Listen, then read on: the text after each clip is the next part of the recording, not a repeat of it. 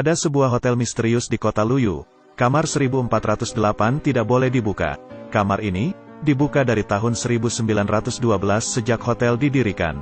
Total ada 56 orang yang meninggal, bunuh diri dengan melompat, atau menggantung diri. Tidak ada yang tahu apa yang terjadi di kamar 1408. Untuk mencegah banyak tragedi, hotel memutuskan untuk menutup kamar ini. Tetapi ada seorang penulis, yang menulis cerita hantu. Dia telah mengunjungi rumah-rumah berhantu di seluruh negeri, tapi tidak pernah melihat hantu. Dia tidak percaya dengan hantu. Mendengar kamar hotel ini, dia segera ke hotel itu, dan check-in di meja resepsionis. Tetapi diam-diam dia telah menelpon manajer hotel. Pria itu tersenyum, dan berkata bahwa kami akan meningkatkan Anda ke suite presidensial. Penulis mengatakan bahwa saya ingin kamar 1408. Manajer memintanya datang ke kantor untuk mengobrol, dan merubah senyumnya. Saya dengan sungguh-sungguh meminta agar Anda tidak tinggal di kamar itu. Penulis tidak berkompromi. Manajer mengeluarkan buku catatan tebal. Anda dapat melihatnya. Korban pertama, meninggal pada tahun 1912 setelah pembukaan hotel.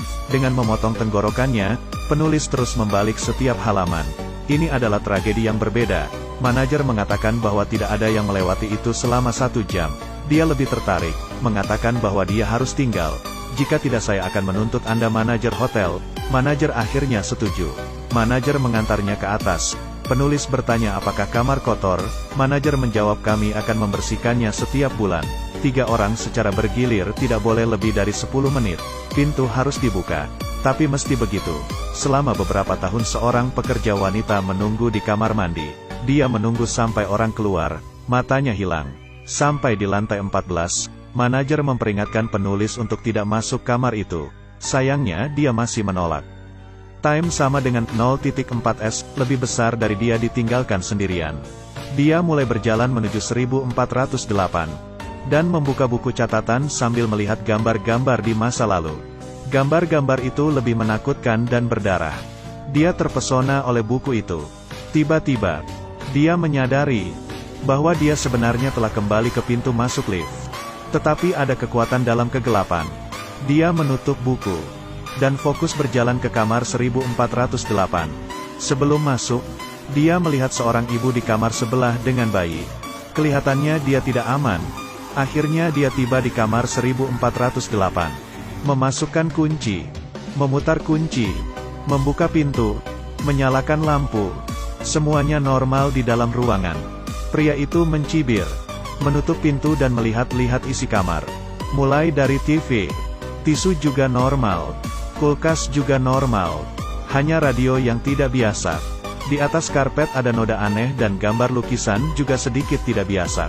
Lalu dia membuka jendela, melihat keluar. Di luar tampak normal. Tiba-tiba, radio berdering dengan sendirinya. Membuatnya kaget. Pria itu membalikan kepalanya dan melihat. Sialnya, tempat tidurnya ada kotoran. Ia merasa ada seseorang di kamar itu. Jadi dia harus waspada. Tidak ada seorang pun di mana-mana. Dan saat ini dia menemukan bahwa tisu toilet di kamar mandi benar-benar menghadap ke mahkota. Dan udara semakin panas dan panas. Dan menemukan bahwa AC rusak.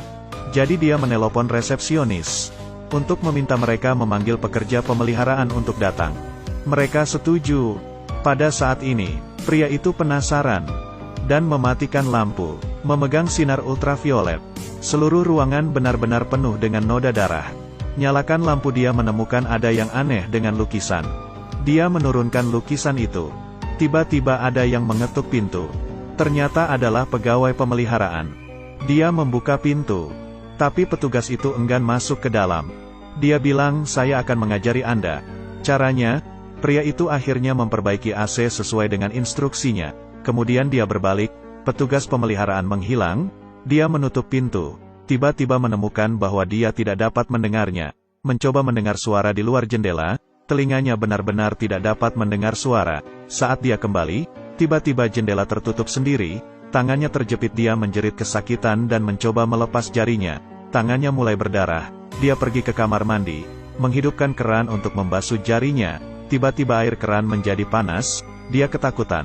Pergi keluar, menelpon resepsionis. Dia mengatakan saya ingin ganti kamar. Tetapi mereka tidak menjawab pertanyaan itu. Dia mulai berkomentar dengan pelayanan hotel itu, dia marah. Tetapi pihak lain mengatakan bahwa sikap ini tidak baik. Kemudian telepon menjadi rusak. Pria itu benar-benar takut. Dia mencoba membuka pintu tapi tidak berhasil, kunci tidak berhasil. Dia menggedor-gedor pintu itu, dia mencoba mengintip keluar, ada sebuah mata yang menatapnya. Dia cepat menjauhi pintu itu, menghampiri jendela kamar, mengeluarkan badannya, berteriak minta tolong. Tiba-tiba dia melihat, di seberang kamar ada satu kamar menyala. Di dalamnya ada seorang pria, dia mencoba memanggilnya. Orang itu sepertinya melihatnya, perlahan berdiri. Pria itu melambaikan tangannya, untuk meminta bantuan. Dia mengatakan ada yang tidak beres, orang di seberang mengikutinya. Melihat tindakannya dia sadar, dia menyadari bahwa dia tidak meniru dia, tapi mengikutinya. Lalu dia mengambil lampu dari sisi dan mengambilnya. Orang di seberang juga sama. Orang lain itu ternyata dirinya sendiri, dan yang lebih menakutkan, ada orang lain di belakang orang itu, memukul kepalanya, bahwa orang yang sama muncul juga di tempatnya. Lebih besar dari tetapi, dia hanya menderita sedikit dan dengan cepat. Pria itu membawa lampu tempat tidur, melemparnya ke bawah, tetapi lampu menghilang di udara. Dia sangat khawatir. Dia berusaha mati-matian untuk mengatakan pada dirinya sendiri semua adalah halusinasi. Lebih banyak halusinasi muncul. Hantu yang meninggal di hotel ini muncul, memanjat keluar jendela dan melompat. Satu orang, dua orang. Tampak untuk mengingatkannya apa yang harus dilakukan. Pria itu tidak mau berkompromi. Dia memeriksa denah hotel, menemukan bahwa ada jendela di kamar 11.408. Dia bisa mencoba cara ini. Baru 9 langkah. Dia bisa mencobanya lewat jendela 1408. Menurunkan kaki, dengan hati-hati merayap keluar jendela, dan mengatakan pada diri saya sendiri bahwa itu hanya 18 langkah. Dia tidak berani melihat ke bawah. Dia hanya bisa bergerak di atap yang sempit, dan menempel di dinding. 1 langkah, 2 langkah, 3 langkah. Angin di lantai 14 sangat kuat. Di langkah ke-9, dia tidak bisa menyentuh jendela. Tiba-tiba dia melihat tidak ada jendela di depannya. Hanya ada dinding yang tak berujung. Dia akhirnya kembali. Tidak mudah kembali ke kamar 1408. Jendela tertutup sendiri. Dia bangkit, dan memeriksa kembali denah kamar. Semua telah berubah. Hanya ada satu kamar 1408. Dia kembali mengintip. Di luar hanya ada tembok. Jendela berubah menjadi tembok. 1408 sudah jadi ruang rahasia. Suhu AC turun. Untungnya, sinyal bisa connect ke Wi-Fi. Dia buru-buru login, dan menghubungi mantan istrinya. Setelah video itu, air mulai menyembur ruangan, merusak listrik, komputer menjadi rusak. Harapan terakhir hilang. Tidak bisa menelpon. Tidak ada yang berfungsi. Kemudian dia mengambil buku di meja. Dia tidak pernah religius. Mengambil Alkitab. Dibukanya, tetapi dalamnya kosong. Tidak ada yang bisa dibaca. Sekarang adalah musibah. Sudah terlambat untuk menyesal. Sayangnya, segera ruangan menjadi dingin dan mulai membeku. Kamar hotel membeku. Suhu AC sampai minus. Dia memakai selimut, meminum alkohol, membakar barang. Tiba-tiba, komputer menyala. Dia merangkak mendekati komputer. Videonya masih hidup. Dia bertanya apa sudah telepon polisi. Dia bilang sudah. Polisi sudah di kamar 1408. Tapi kamarnya kosong. Pria itu bingung. Dia ada di kamar 1408. Dia tahu kamar ini penuh kejahatan. Dia bilang dia ingin mati. Perempuan itu berencana mendatangi hotel dan menyelamatkannya. Pria itu berkata jangan datang. Siapa yang tahu? Layar itu tiba-tiba muncul. Cepat datang, aku di kamar 1408. Anda menyelinap masuk. Pria itu mencoba menahannya. Tapi wanita itu tidak bisa mendengar suaranya. Pria itu menatapnya di layar. Pria itu tersenyum padanya. Tiba-tiba, ruangan mulai runtuh. Dinding mulai bergerak. Teriakan minta tolong kru juga mendengar satu demi satu. Di dalam kamar air terus turun. Pria itu bangkit, memukul lukisan. Air mengalir keluar dari lukisan, dan membanjiri ruangan. Pria itu berangsur-angsur kehilangan kesadaran. Akhirnya dia tersadar. Dia ada di rumah sakit. Semua orang sangat gembira. Pria itu merasa tenang.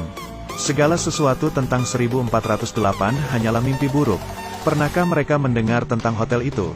Perempuan itu menjawab tidak. Jadi itu hanya mimpi. Kehidupan pria yang kembali ke jalurnya. Dia mengesampingkan kematian putrinya. Mengambil inisiatif untuk kembali dengan mantan istrinya. Pengalaman 1408 ditulisnya menjadi sebuah buku. Dia membawanya ke penerbit. Di kantor pos. Tiba-tiba dia menemukan bahwa petugas kantor pos adalah petugas hotel. Kemudian terjadi hal yang luar biasa. Semua orang di kantor pos sibuk menghancurkan tembok. Ada tulisan di dinding. Ini adalah kamar 1408. Ternyata, semua orang tidak pernah meninggalkan ruangan. Saat ini, ruangan telah menjadi reruntuhan yang terbakar. Putrinya yang sudah meninggal muncul. Dia meneteskan air mata dan memeluknya erat. Tidak lama, putrinya kembali mati. Pria itu tidak bisa terima. Kenapa putrinya harus mati 2 kali? Pria itu menghancurkan barang-barang di ruangan yang begitu kejam. Kemudian, penghitung waktu berakhir. Dia bertahan selama 1 jam. Kamar itu kembali seperti semula. Telepon berdering. Pria itu mengangkatnya. Ada suara di telepon. Berkata, bahwa jam ini akan memulai kembali putaran tak terbatas. Tapi Anda juga bisa memilih layanan check-out kilat. Melihat sebuah tali yang diikat. Membujuknya untuk bunuh diri. Suara di telepon juga mengatakan istrinya akan datang dalam 5 menit. Pria itu marah. Bahkan jika dia meninggal, dia akan merusak ruangan ini. Pria menghabiskan seluruh hidupnya melarikan diri. Setelah anak perempuannya meninggal, dia melarikan diri dari kenyataan. Ayahnya sudah tua di panti jompo. Dia membakar kamar dan berniat membakar dirinya. Di lantai bawah, staf hotel semua diusir karena kebakaran. Mereka melihat api berasal dari kamar 1408. Membakar abis. Dia di atas bertekad. Dia menggunakannya botol memecahkan jendela. Kamar meledak. Semua habis di dalam 1408. Tidak ada lagi tragedi.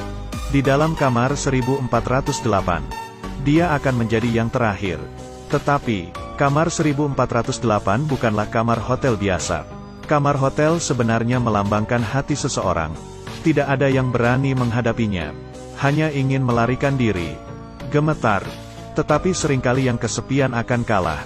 Jadi tolong jangan tinggalkan orang yang kamu cintai yang mencintaimu. Dengan mereka, kamu akan menjadi lebih kuat.